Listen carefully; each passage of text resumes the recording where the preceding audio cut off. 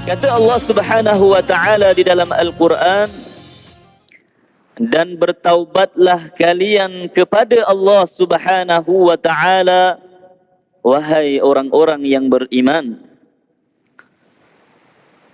Barangkali kalian mendapat keberuntungan, yakni syurga Allah Subhanahu wa taala. Assalamualaikum warahmatullahi wabarakatuh. Bismillah walhamdulillah wa sallallahu wa sallama ala sayyidina Rasulillah wa ala alihi wa sahbihi wa man walah. Allahumma la sahla illa ma ja'altahu sahla wa anta taj'alul hazna idza syi'ta sahla. Allahumma 'allimna ma jahilna wa dhakkirna ma nasina. وانفعنا بما علمتنا وزدنا علما ونعوذ بك من حال أهل النار. الله نسأل أن يرزقنا الإخلاص في النية والقول والعمل. أما بعد. Muslimin dan muslimat yang dirahmati Allah Subhanahu wa taala, pertama-tamanya sama-sama kita hadirkan diri ke majlis ilmu dengan niat yang ikhlas kerana Allah Subhanahu wa taala. Kerana sesuatu amalan dan ketaatan itu diganjari sekiranya seseorang itu melakukannya semata-mata mengharapkan ganjaran dan keridaan Allah Subhanahu wa taala. Maka sama-sama kita ikhlaskan niat lillahi ta'ala. Dan yang kedua, saya berpesan kepada diri saya dan juga kepada tuan-tuan dan puan-puan agar tidak lupa untuk niat beriktikaf di dalam masjid kerana Allah Ta'ala. Mudah-mudahan Allah Subhanahu wa ta'ala mengganjari keberadaan kita di dalam masjid ini. Amin ya rabbal alamin. Muslimin dan muslimat yang dirahmati Allah Subhanahu wa ta'ala, Allah Subhanahu wa ta'ala berfirman di dalam Al-Quran. Kata Allah Subhanahu wa ta'ala, وَتُوبُوا إِلَى اللَّهِ جَمِيعًا أَيُّهَا الْمُؤْمِنُونَ لَعَلَّكُمْ تُفْلِحُونَ. Kata Allah Subhanahu wa ta'ala di dalam Al-Quran, dan bertaubatlah kalian kepada Allah Subhanahu wa ta'ala, wahai orang-orang yang beriman. Barangkali kalian mendapat keberuntungan, yakni syurga Allah Subhanahu wa ta'ala. Dan kata Allah Subhanahu wa ta'ala dalam ayat yang lain, وَتُوبُوا إِلَى اللَّهِ تَوْبَةً نَصُوحًا. Dan bertaubatlah kalian kepada Allah Subhanahu wa ta'ala dengan taubat nasuha, yaitu sebenar-benar taubat. Maka daripada ayat ini tuan-tuan, Allah Subhanahu wa ta'ala menggalakkan hambanya, mewajibkan ke atas hambanya untuk bertaubat dan kembali ke jalannya. Kata ulama, bertaubat daripada sesuatu dosa itu hukumnya adalah wajib. Sama ada dosa yang dilakukan adalah dosa yang kecil maupun dosa yang besar, kedua-duanya wajib seseorang itu bertaubat kepada Allah Subhanahu wa ta'ala. Kerana apa tuan-tuan? Kerana tidak ada manusia, tidak ada hamba yang rela dirinya diazab oleh Allah Subhanahu wa ta'ala di atas dosa yang dia tidak sempat bertaubat daripadanya. di atas dosa yang tidak diampunkan oleh Allah Subhanahu wa taala, maka wajib seseorang itu bertaubat kepada Allah Subhanahu wa taala.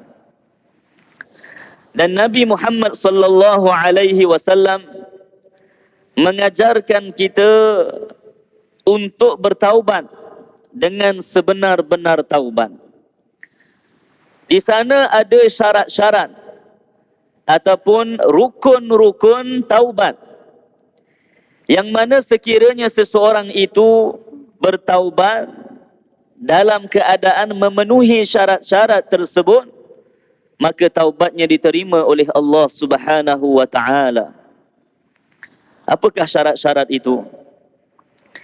Syarat yang pertama, bila mana seseorang itu mahu bertaubat kepada Allah Subhanahu wa taala, bila mana dia melafazkan astaghfirullah.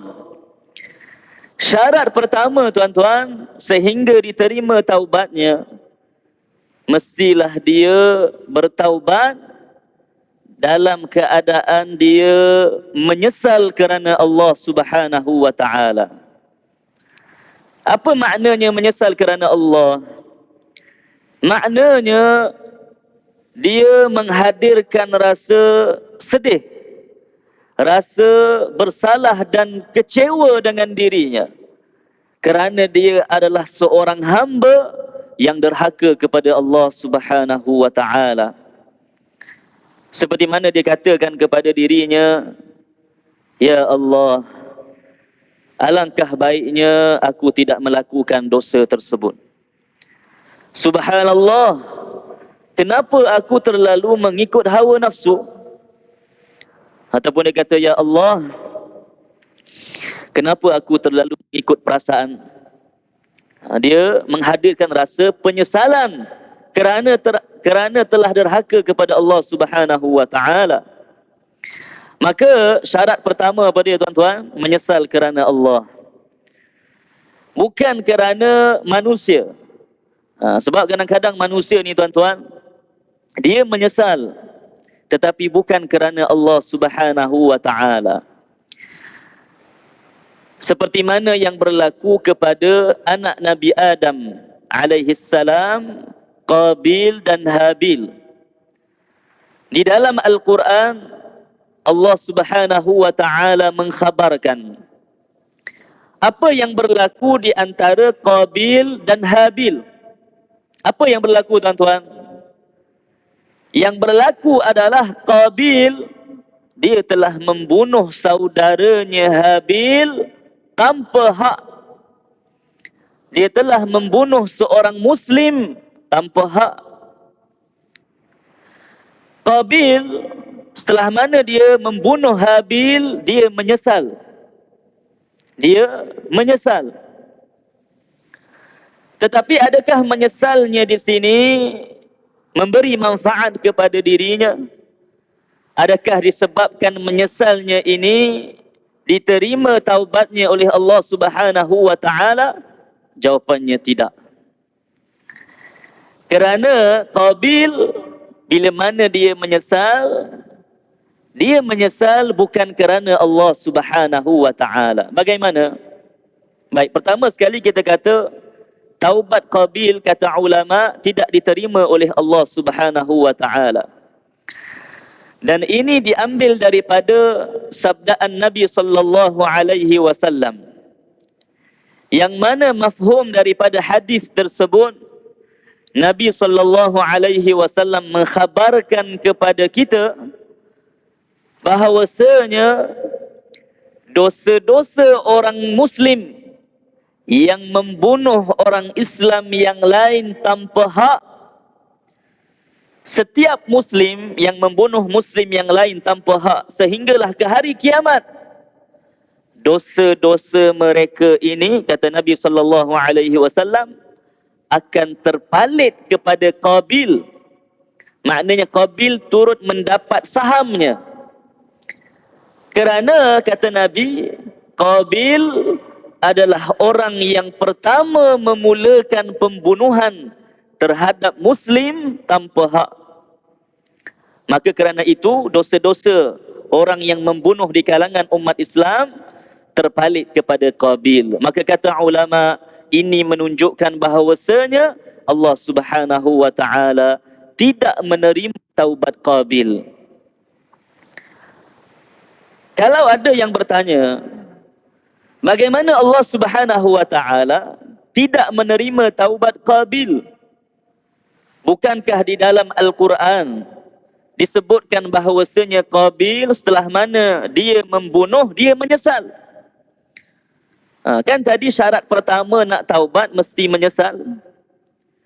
Jawapannya tuan-tuan, ya, benar. Qabil menyesal, tetapi dia menyesal bukan kerana Allah. Qabil bila mana dia membunuh Habil, dia menyesal bukan kerana dia telah derhaka kepada Allah Subhanahu wa taala. Tidak. Tetapi dia menyesal kerana dia tidak tahu bagaimana nak lakukan pada saudaranya. Dia tak tahu mayat ini, jenazah ini lepas dah mati, apa yang nak dilakukan. Kerana ini adalah pembunuhan yang pertama sekali dalam sejarah manusia. Lalu Allah Subhanahu wa taala di dalam Al-Quran kata Allah, yang mana mafhumnya, Allah mengilhamkan 2 ekor burung gagak turun berhampiran dengan mereka, saling mencakar antara satu sama lain sehingga mati salah seekor daripada gagak tersebut. Bila dah mati seekor, yang masih hidup ini dia gali tanah, dia cakar tanah, lalu dia kebumikan bangkai gagak yang dah mati lagi seekor. Bila Qabil melihat kejadian tersebut, barulah dia tahu bagaimana nak lakukan, bagaimana nak menguruskan Habil. Dia kebumikan, dia gali tanah dan kebumikannya di dalamnya. Maka Qabil tuan-tuan secara hakikatnya, walaupun dia menyesal, tetapi dia menyesal bukan kerana Allah. Maka taubatnya tidak diterima oleh Allah Subhanahu wa taala. Sama juga tuan-tuan kalau yang berlaku di kalangan kita. Ada sebahagian manusia, sebagai contoh, katakan, ni contoh, katakan dia ini tertangkap kerana berjudi. Katakan, sampai satu kampung tahu dia ni berjudi. Bila dia tahu, orang kampung semua tahu dia ni berjudi, dia rasa malu.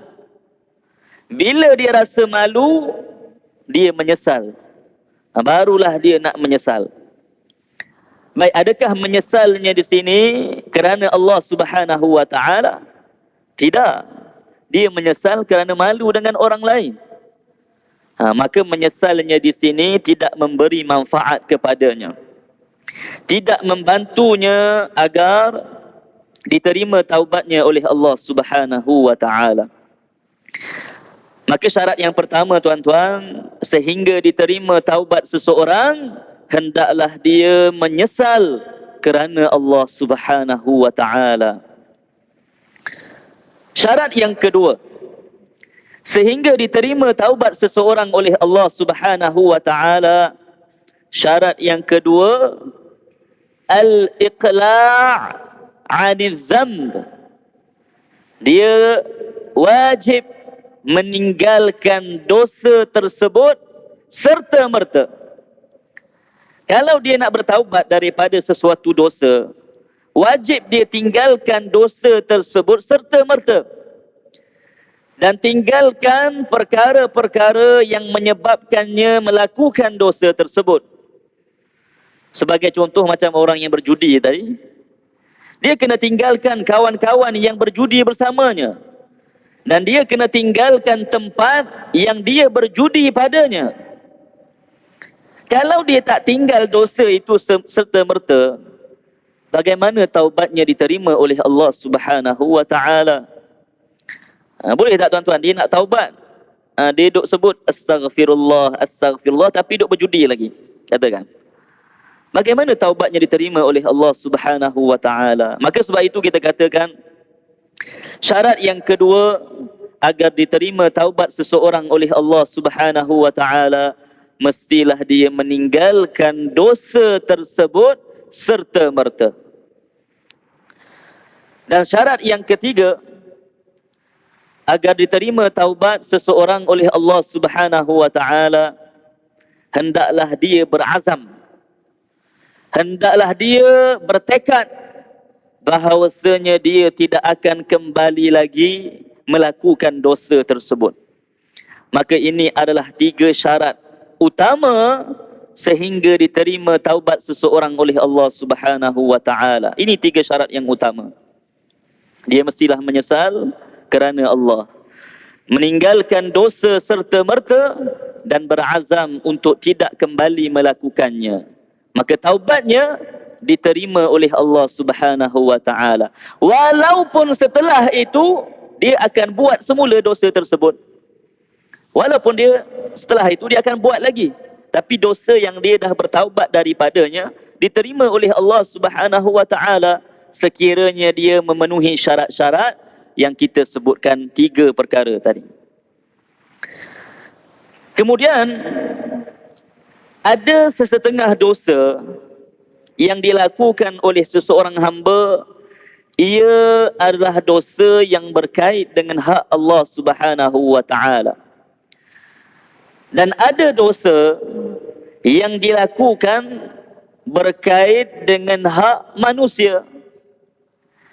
Apa contohnya tuan-tuan dosa yang berkait dengan hak Allah Subhanahu wa taala?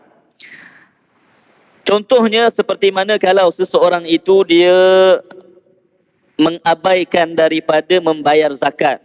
Contohnya, zakat ini satu tuntutan, satu kefarduan yang diwajibkan ke atas hamba dan ia adalah hak Allah Subhanahu wa taala. Maka kalau seseorang itu dia mengabaikan zakat, sedangkan ia adalah hak Allah Subhanahu wa taala, dia mengabaikan tanpa sebarang keuzuran, maka ini adalah dosa yang berkait dengan hak Allah Subhanahu wa taala. Baik, dosa yang berkait dengan hak Allah ini,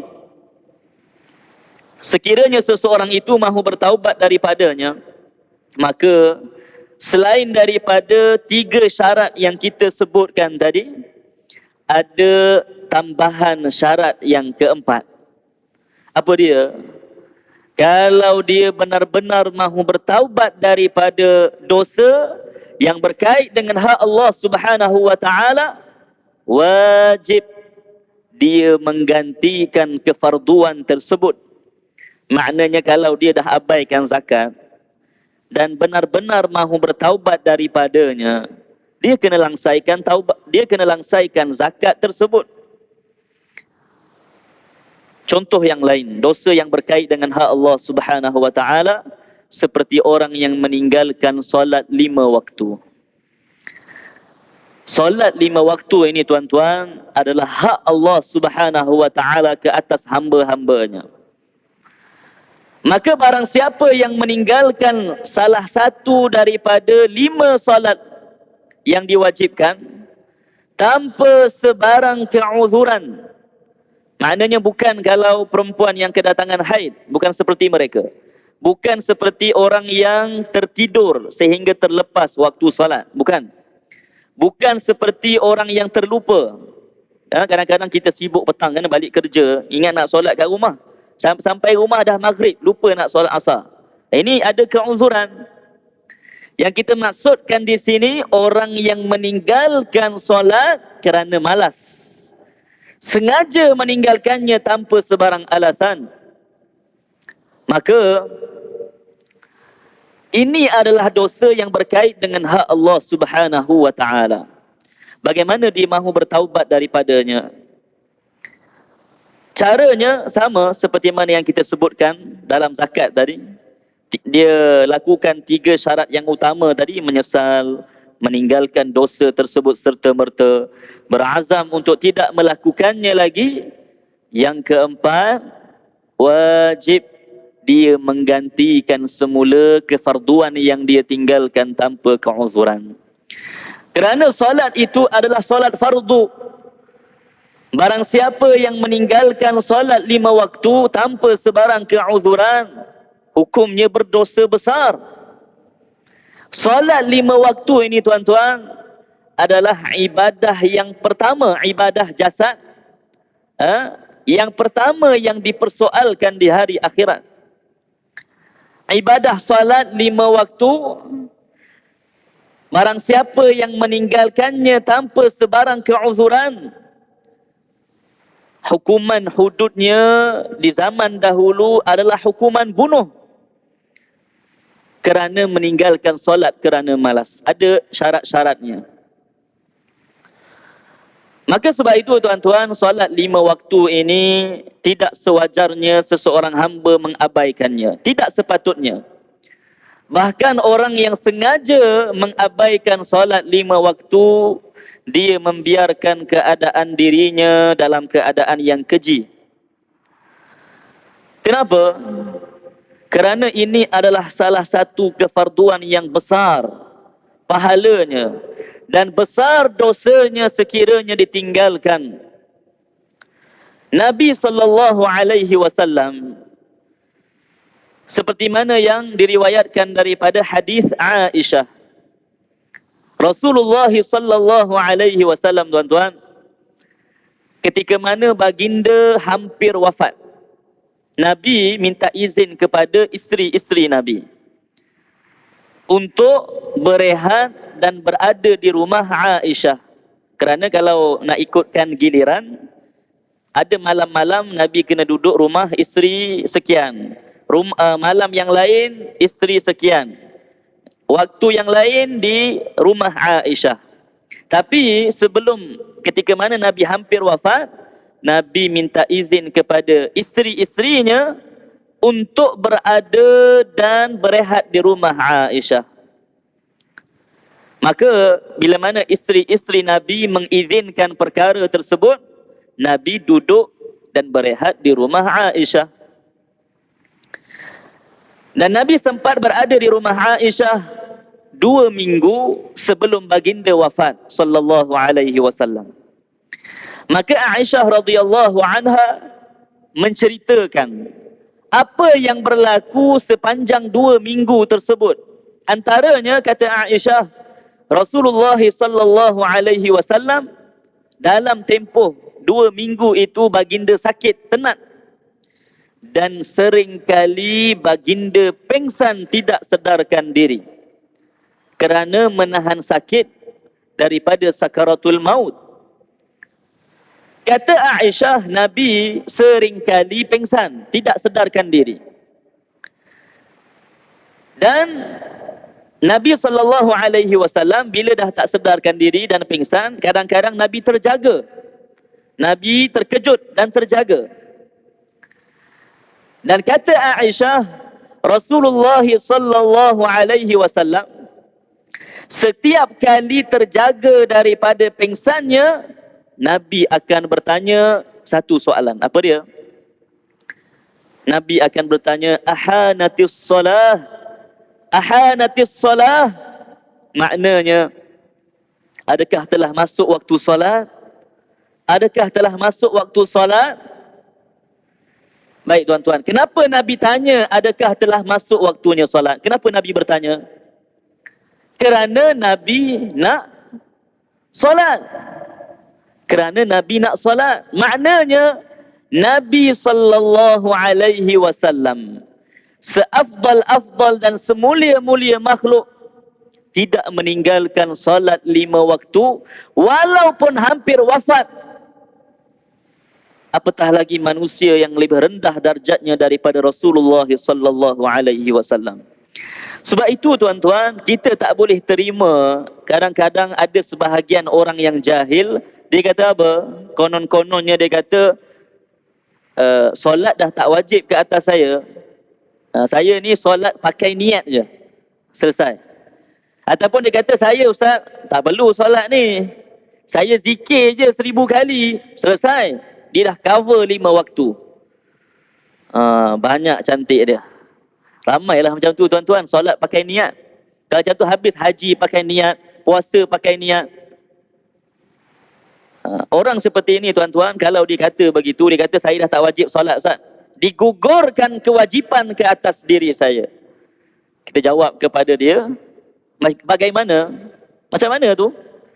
Kalau Nabi SAW yang hampir wafat pun tidak digugurkan kewajipan tersebut, apatah lagi manusia seperti kamu yang lebih rendah darjatnya daripada Rasulullah SAW, yang bezanya seperti langit dan bumi. Bagaimana tidak wajib solat fardu ke atas dirinya?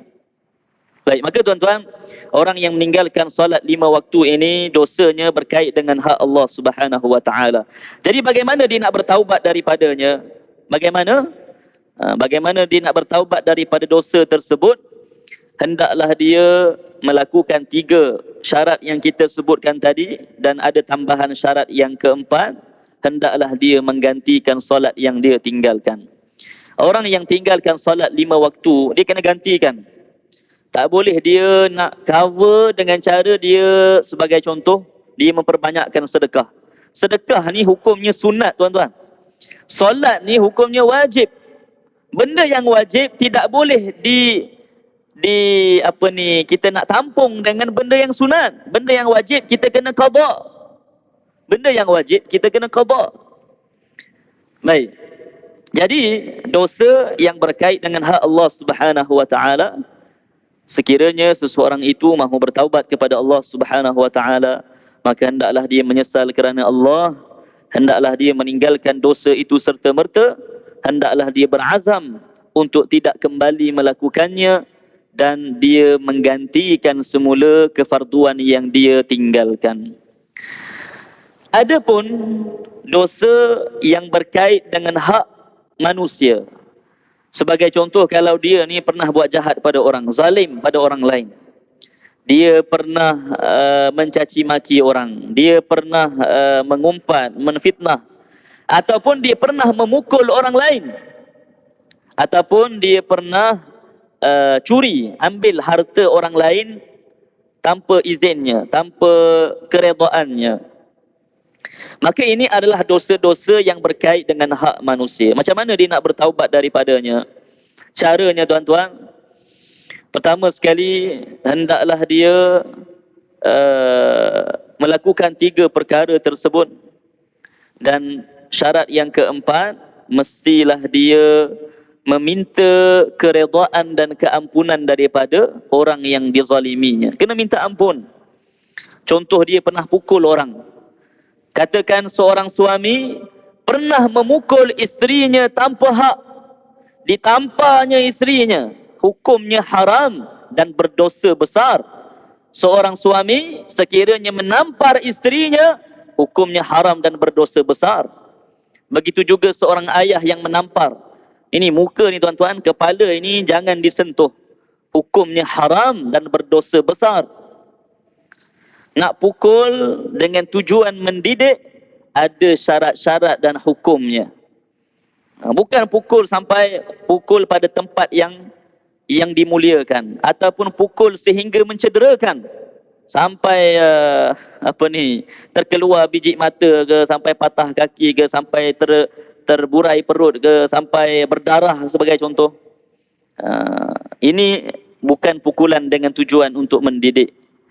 Baik, maka orang yang pernah memukul manusia, maknanya dia pernah menzaliminya, wajib dia meminta keampunan dan keredaan dari manusia tersebut. Kalau dia pernah ambil harta orang lain, wajib dia kembalikan semula. Kalau dia kata, Ustaz, saya nak kembalikan pun, barang yang saya ambil pun dah tak ada, saya pun tak tahulah ke mana, maka gantikan dengan barang yang sepertinya yang dia pernah ambil sebelum ini. Kalau tidak ada barang sepertinya, gantikan dengan nilainya. Kalau tidak mampu menggantikan dengan nilainya, katakan dia tak ada duit, macam mana dia nak gantikan barang yang dia pernah ambil? Wajib dia meminta keredaan daripada pemiliknya. Kalau pemiliknya meninggal dunia, minta keredaan daripada pewarisnya, kerana pewarisnya berhak atas harta orang yang mati, maka wajib meminta keredaan daripada mereka. Maka tuan-tuan, ini adalah cara bagaimana seseorang itu mahu bertaubat kepada Allah Subhanahu wa taala sekiranya dosanya berkait dengan hak manusia. Kata Nabi sallallahu alaihi wasallam dalam sebuah hadis, "At-taibu minadz-dzamb kaman la dzambalah." Orang yang bertaubat daripada sesuatu dosa, yakni dengan syarat-syarat yang disebutkan tadi, maka seolah-olah dia tidak berdosa. Yakni Allah Subhanahu wa taala mengampuni dosa-dosanya. Dosa yang dia bertaubat daripadanya. Maka muslimin dan muslimat yang dirahmati Allah Subhanahu wa taala, suka untuk saya mengingatkan diri saya, tuan-tuan dan puan-puan, untuk seseorang itu segera bertaubat kepada Allah Subhanahu wa taala. Dan saya suka untuk mengingatkan tuan-tuan bahawasanya setiap yang hidup itu pasti akan meninggal dunia. Dan dunia ini pasti akan berakhir. Sama ada dunia yang berakhir dahulu ataupun kita yang dimatikan oleh Allah Subhanahu wa taala. Maka hendaklah seseorang itu takut kepada Allah Subhanahu wa taala. Hendaklah dia takut kepada Allah Subhanahu wa taala. Kata Allah Subhanahu wa taala dalam surah Al-Hajj ayat yang pertama. Kata Allah Subhanahu wa taala, "Ya ayyuhan nasu taqu rabbakum inna zalzalatas sa'ati syai'un 'azim." يوم ترونها تذهل كل مرضعة عما أرضعت وتضع كل ذات حمل حملها وترى الناس سكارى وما هم بسكارى ولكن عذاب الله شديد. Kata Allah Subhanahu wa taala, wahai manusia, ya ayyuhan nas ittaqu rabbakum, takutlah kalian kepada Tuhan kalian. Inna zalzalatas sa'ati syai'un 'azim. Sesungguhnya goncangan pada hari kiamat itu satu perkara yang dahsyat. Yauma tarawunaha tadhhalu kullu murdi'atin 'amma arda'at, yaitu hari di mana kalian melihat ibu yang sedang menyusukan anak mengabaikan anaknya. Wa tad'u kullu dhati hamlin hamlaha, dan kalian melihat setiap ibu yang hamil menggugurkan kandungannya. Wa taran nasa sukara, kalian melihat manusia seperti orang yang mabuk. Wa ma hum bisukara, tetapi mereka tidak mabuk. Walakinna azaballahi syadid, tetapi kerana azab Allah yang dahsyat. Maka takutlah kita kepada Allah Subhanahu wa taala. Bertaubatlah kita kepada Allah Subhanahu wa taala daripada dosa-dosa yang kita lakukan. Dan setiap seorang tahu apa yang telah dilakukan masing-masing. Dan ketahuilah bahawasanya tuan-tuan, pintu taubat Allah Subhanahu wa taala ia sentiasa terbuka. Tetapi jangan lupa, ada masa tertentu pintu taubat tersebut akan tertutup. Bila mana dia mahu bertaubat ketika itu, diterima oleh Allah Subhanahu wa taala. Taubatnya tidak diterima oleh Allah Subhanahu wa taala. Kata Nabi sallallahu alaihi wasallam dalam sebuah hadis yang diriwayatkan oleh Al-Hakim, kata Nabi sallallahu alaihi wasallam, "Innallaha la yaghfiru lil 'abdi ma lam yugharghir." Kata Nabi sallallahu alaihi wasallam, sesungguhnya Allah Subhanahu wa taala mengampuni hamba-Nya selagi mana ruhnya belum sampai ke tempat ini. Ini dalam bahasa Arab tuan-tuan, tempat ini dinamakan sebagai maudhi' al-ghargharah. Kata Nabi, Allah mengampuni hamba-Nya selagi mana belum sampai ke tempat ataupun kita namakan kerongkong. Kerana ruh ditarik daripada bawah, daripada hujung kaki. Bila mana sampai di sini, barulah dia nak bertaubat, maka tidak diterima taubatnya oleh Allah Subhanahu wa taala.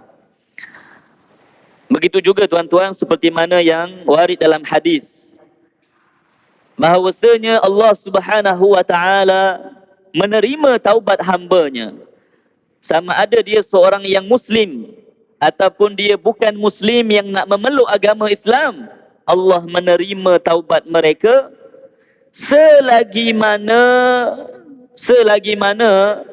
mereka belum sampai kepada keadaan yang mana ketika itu mereka telah berputus asa untuk hidup setelah itu. Apa maknanya tuan-tuan? Apa maksud sampai kepada keadaan yang dia berputus asa untuk hidup setelah itu? Apa maknanya? Yang dimaksudkan ini adalah seperti orang yang mati kelemasan. Dia mati lemas dalam air.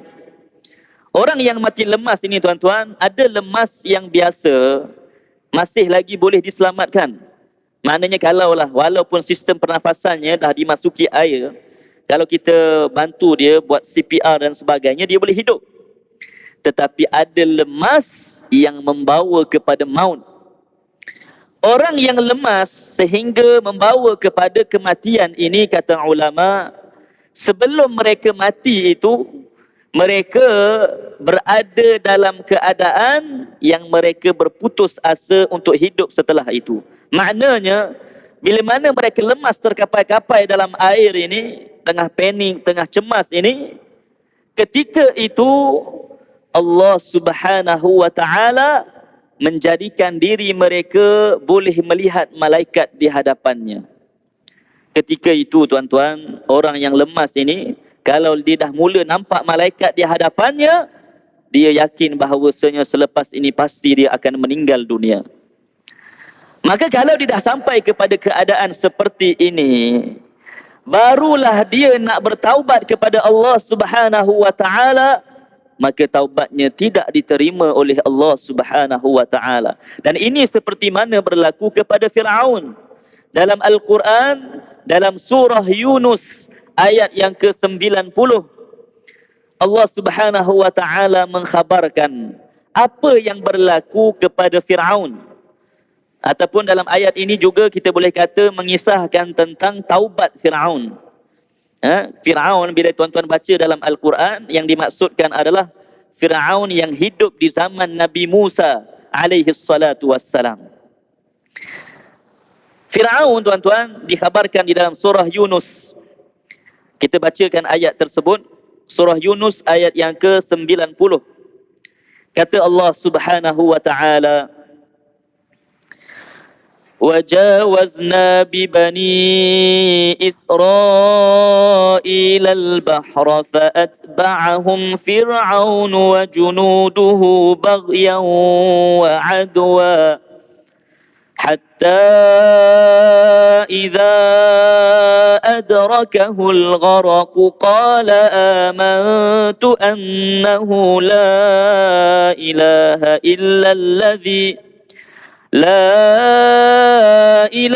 إلا الذي آمنت به بنو إسرائيل وأنا من المسلمين. Kata Allah Subhanahu wa taala, yang mana mafhumnya, Firaun bila mana dia dah tak jumpa jalan untuk mematahkan dakwah Nabi Musa alaihi salatu wassalam, maka dia memutuskan untuk membunuh Nabi Musa dan pengikut-pengikutnya. Maka Allah Subhanahu wa taala memerintahkan kepada Nabi Musa untuk menyelamatkan diri mereka daripada kezaliman Firaun. Lalu Allah wahyukan kepada Nabi Musa untuk lari ke arah laut. Maka Nabi Musa dan pengikutnya melarikan diri menuju ke arah lautan. Dan diikuti di belakang mereka Firaun dan tentera-tenteranya. Seperti mana kata Allah Subhanahu wa taala, فَأَتْبَعَهُمْ فِرْعَوْنُ وَجُنُودُهُ بَغْيًا وَعَدْوًا. Maka Firaun pun ikut kejar daripada belakang, mengejar Nabi Musa dan pengikut-pengikutnya. Bila mana sampai di hadapan laut, bila sampai di hadapan laut ini, nak lari mana lagi tuan-tuan? Depan laut. Macam mana nak lari? Maka Allah Subhanahu wa taala perintahkan kepada Nabi Musa untuk mencampakkan tongkat baginda ke dalam lautan tersebut. Bila mana dicampakkan tongkat tersebut dengan izin Allah Subhanahu wa taala dan mukjizat yang berlaku kepada Nabi Musa, lautan itu terbelah menjadi 12 belahan, dan setiap belahan itu kata ulama saiznya seperti sebuah gunung, dan di antara belahan itu ada celahan yang mana ia merupakan daratan. Maka Allah Subhanahu wa taala memerintahkan kepada Nabi Musa dan pengikut-pengikutnya lari melalui celahan tersebut, melalui daratan yang boleh membantu mereka menyeberangi ke seberang sana. Maka masuklah Nabi Musa dan pengikut-pengikutnya melarikan diri antara celahan belahan lautan tersebut. Kemudian Firaun, bila mana dia sampai di hadapan laut itu tuan-tuan, dia takut. Kerana dia belum pernah melihat laut seperti ini rupanya. Maka dia takut untuk masuk. Lalu dia berhenti di hadapan laut tersebut bersama dengan tentera-tenteranya. Maka Allah Subhanahu wa taala perintahkan kepada Jibril untuk turun dalam keadaan menunggang kuda betina. Kenapa kuda betina? Kerana kata ahli tafsir, Firaun menunggang kuda jantan. Bila mana masuknya malaikat Jibril dengan kuda betina, kuda jantan Firaun melihat kuda betina di hadapannya masuk, dia buat apa tuan-tuan kalau jantan nampak betina? Dia buat apa? Dikejarnya lah. Maka masuk Firaun dan masuk tentera-tenteranya. Lalu kata Allah Subhanahu wa taala, hatta idza adrakahul gharaq, bila masuknya Firaun dan tentera-tenteranya maka lemas semuanya, termasuklah Firaun. Bila dah lemas tuan-tuan, barulah Firaun berkata, amantu annahu la ilaha illa allazi amanat bihi banu Israel. Maknanya dia kata la ilaha illallah, tiada Tuhan melainkan Allah. Maknanya waktu itu baru dia nak mengucap tuan-tuan. Waktu itu baru dia nak bertaubat kepada Allah. Adakah diterima taubatnya? Jawapannya tidak. Walaupun kata-kata terakhirnya adalah la ilaha illallah, Allah tetap tidak menerima Islamnya. Kenapa? Kerana kata ulama, ketika mana Firaun mengucap, dia mengucapkan la ilaha illallah ketika mana dia sudah berada dalam keadaan yang dia meyakini bahawasanya dia akan mati setelah itu. Ini yang kita katakan tadi, keadaan yang mana seseorang itu berputus asa untuk hidup setelah itu. Kalaulah dia baru nak bertaubat ketika itu, maka taubatnya tidak diterima oleh Allah Subhanahu wa taala. Maka tuan-tuan yang dirahmati Allah Subhanahu wa taala, mudah-mudahan Allah Subhanahu wa taala menjadikan kita orang Islam yang sempat bertaubat sebelum dimatikan oleh Allah Subhanahu wa taala.